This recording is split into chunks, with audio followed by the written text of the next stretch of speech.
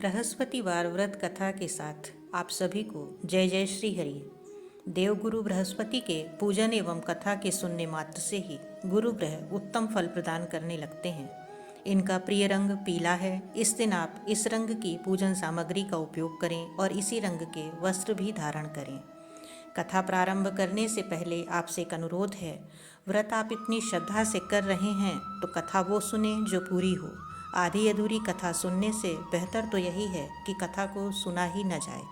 आपने यदि अपने चैनल को लाइक एवं सब्सक्राइब नहीं किया है तो अवश्य कर लीजिएगा, ऐसी ही शुद्ध भाव एवं त्रुटि रहित धार्मिक कथाओं के लिए।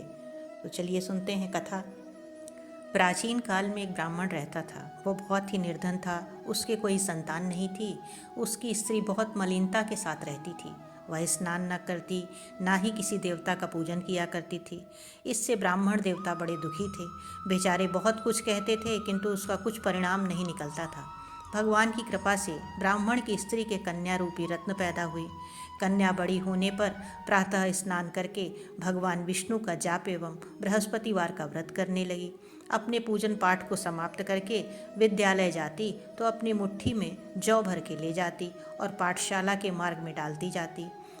तब ये जौ स्वर्ण के हो जाते। लौटते समय उनको बीन कर वह घर ले आती थी।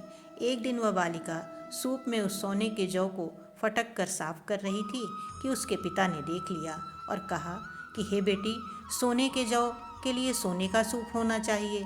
दूसरे दिन बृहस्पतिवार था। इस कन्या ने व्रत रखा और बृहस्पति देव से प्रार्थना करके कहा, मैंने आपकी पूजा सच्चे मन से की हो तो मेरे लिए सोने का सूप दे दो। बृहस्पति देव ने उसकी प्रार्थना स्वीकार कर ली। रोजाना की तरह वह कन्या जौ फैलाती हुई जाने लगी। जब लौटकर जौ बीन रही थी तो बृहस्पति देव की कृपा से सोने का सूप मिला। उसे वह घर ले आई और उसमें जौ साफ करने लगी, परंतु उसकी माँ का वही ढंग रहा।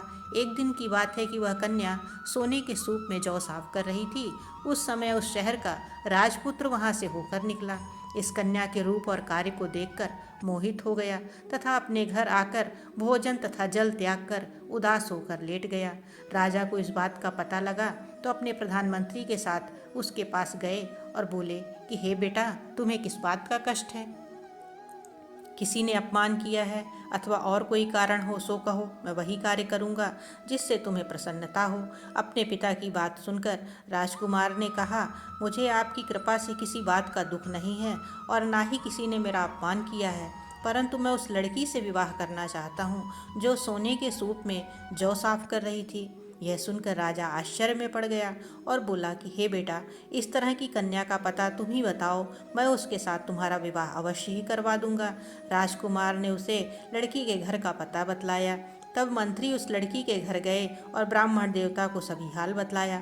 ब्राह्मण देवता राजकुमार के साथ अपनी कन्या का विवाह करने के लिए तैयार हो गए तथा विधि विधान के अनुसार ब्राह्मण की कन्या का विवाह राजकुमार के साथ हो गया। कन्या के घर से जाते ही पहले की ही भांति उस ब्राह्मण देवता के घर में गरीबी का निवास हो गया। अब भोजन के लिए भी अन्न बड़ी मुश्किल से मिलता था। एक दिन दुखी होकर ब्राह्मण देवता अपनी पुत्री के पास गए। बेटी ने पिता की दुखी अवस्था को देखा और अपनी माँ का हाल पूछा। तब ब्राह्मण ने सभी हाल कह सुनाया। कन्या ने बहुत सा धन देकर अपने पिता को विदा कर दिया। इस तरह ब्राह्मण का कुछ समय सुखपूर्वक व्यतीत हुआ। कुछ दिन बाद फिर वही हाल हो गया। ब्राह्मण फिर अपनी कन्या के यहाँ गया और सारा हाल कहा तो लड़की बोली कि हे पिताजी, आप माताजी को यहाँ लेवा लाइए, मैं उससे सारी विधि बतला दूंगी जिससे गरीबी तो दूर हो जाएगी। वह ब्राह्मण देवता अपनी स्त्री को साथ लेकर पहुँचे तो अपनी माँ को वह समझाने लगी कि हे माँ, तुम प्रातःकाल प्रथम स्नान आदि करके भगवान विष्णु का पूजन किया करो तो सब दरिद्रता दूर हो जाएगी।